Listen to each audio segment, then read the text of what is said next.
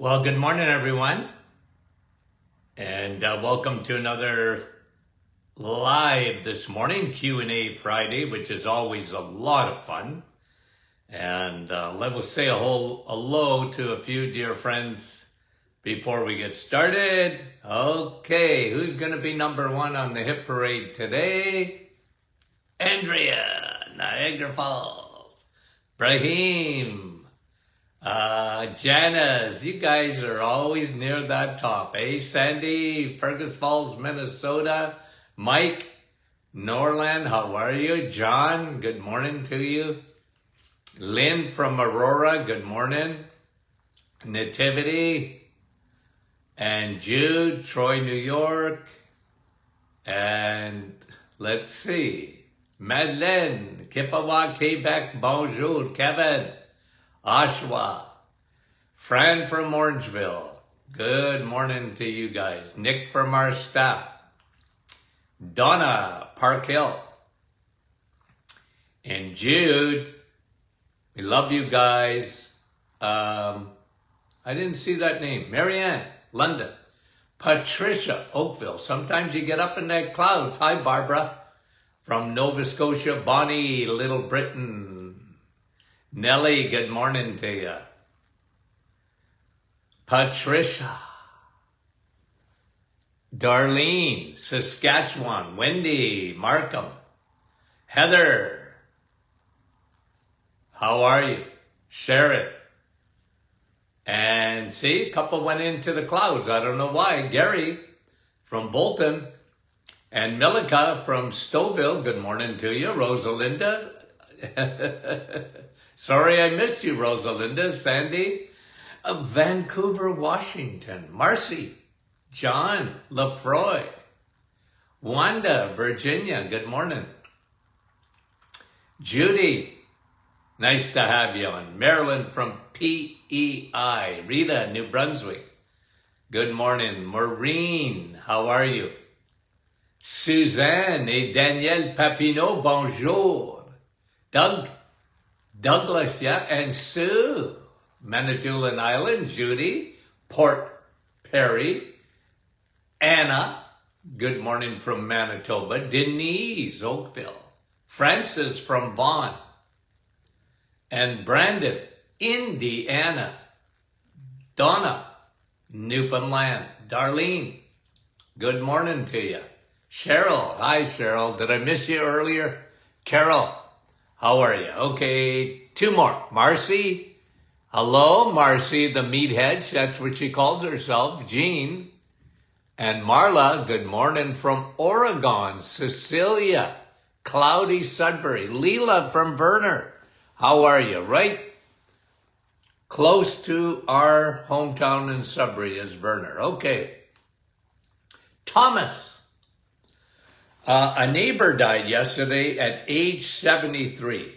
Healthy and active farmer. Cause of death, sleep apnea. Died in his sleep. Can you ask Dr. Martin? You're asking. Has he heard of this? Yep, I've heard of it. It's rare. Okay, because usually people die, okay, of the complications of sleep apnea. Okay, so we have taught here on this program for years. We've talked about sleep apnea. Remember my book, Sun, Steak, Steel, and Sleep. That's right on the title of the book. By the way, on sale right now, martinclinic.com, on sale 15% off that book. Okay, so you want to get it. Everybody should have a copy of that book. I don't mind preaching it to you because it's true. Very practical, good for you. There's a chapter in there on the blood test you should get. And you need to keep that as a reference because I tell you what numbers to look for, okay? So that chapter alone is worth the price of the book. Okay, Sun, Steak, and Steel, and Sleep.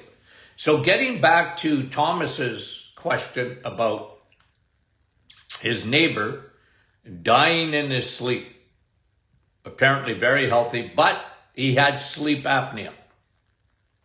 Was it silent or did he know about it? Now, remember what I've said to you. Sleep apnea, one of the major causes of sleep apnea is insulin and insulin resistance. Okay? You literally get, and guys, I didn't make this up. You might have thought that this comes only from me, but I didn't make this up. This is science, but you don't hear about it much. Fatty tongue. There's a reason they give you a device in sleep apnea. That's to get oxygen to your brain. But what is the main cause of that? That is the thing that I look at. And I've been saying this for years. It's fatty tongue. The number one cause of sleep apnea is insulin resistance. Insulin is a growth hormone. It makes things grow. It stores fat. Okay? And so, yeah, it's rare where you actually die in your sleep. Because usually you die, like if you die in your sleep, usually you've had a stroke or a heart attack, fatal. But sleep apnea, yeah, I've heard of it. Thomas, rare, but it happens. Okay? Margie, what does Dr. Martin think of moringa? Well, again, Margie, you have to understand something again about me. And I've said this a lot of times, but I'll repeat it just because we always get new listeners and new viewers on our program. So I do a lot of repetition, guys. If you've heard this before, well, you're going to hear it again, okay? One, I had a radio show. Before I did podcasting, I never even heard of podcasting. Even when we started podcasting, I didn't even know what it was. My son says, Dad, we're podcasting. You're going to reach more people than the radio show, even though the radio show was very popular. But with podcasting, you can go around the world and you can listen at any time. And it's huge, huge advantages. I didn't know what he was talking about so much, but I trusted him. And, okay. But when I had the radio show, every week, and I'm not kidding you, I would have a new product come across my desk, and people were asking me a lot of times to promote a product. I was in practice, so, if some patient told me that this really helped them, I was interested. But I wanted to see. And I was a guy to compare everything, okay? Because I've been in practice, I was telling somebody yesterday, okay? Like almost 50 years of seeing people, seeing patients, and having to get results. So you show me something, I'm interested in my practice days. But I needed to compare it to what I was using in my protocols. And moringa, I heard about it. Was it great? Compared to what? Okay?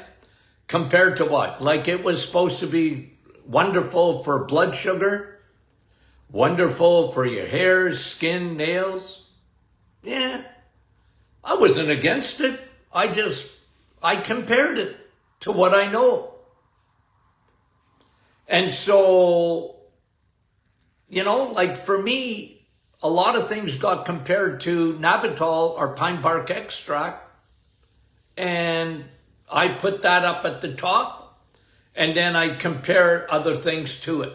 So again, my rule of thumb was, it's good. Some things are better, and the best. That's the way I did things. Okay?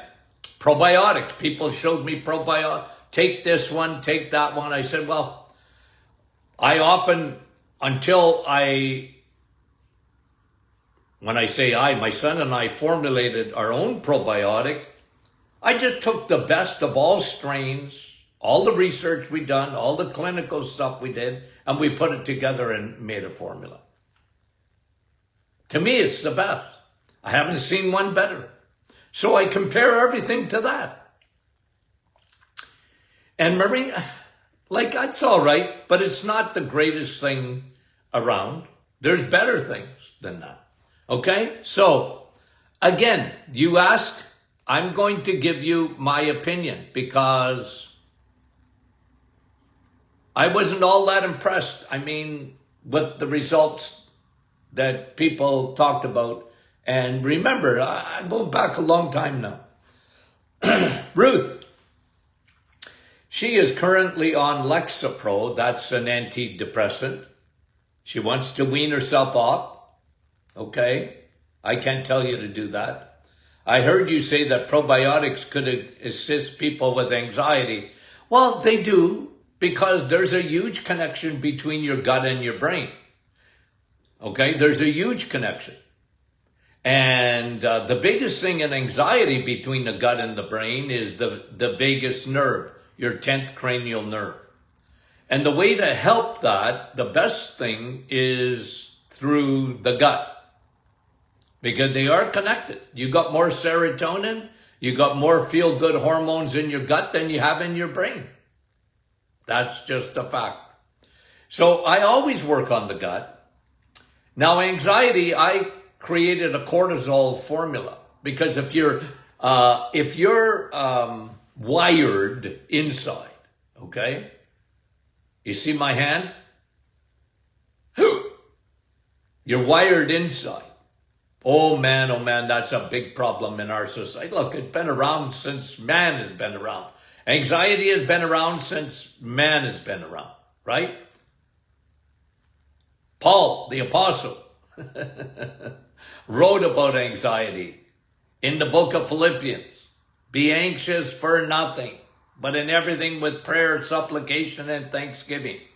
Make your requests known unto God. Okay? So anxiety's been around, guys, forever.